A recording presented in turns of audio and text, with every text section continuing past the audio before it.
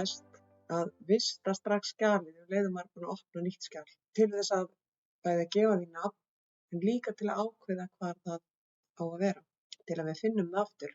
Við byrjum á að fara hér í File inn upp í bláa og veljum Save As.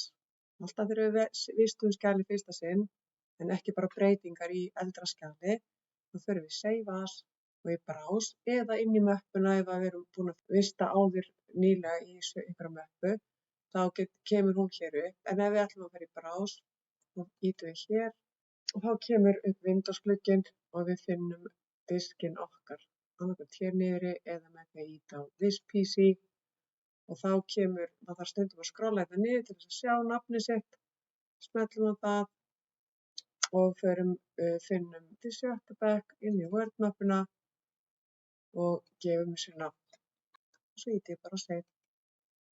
Þá kemur nafnið hér uppi og ég veit að ég er búin að vista. Síðan þegar ég skrifa inn í þetta og er búin að gera einhverjar breytingar, þá borgar sig alltaf að fara upp í File og Save eða það sem mér finnst best að nota, að halda niður Ctrl-takkanum og ýta á S. Þá vistast skjalið.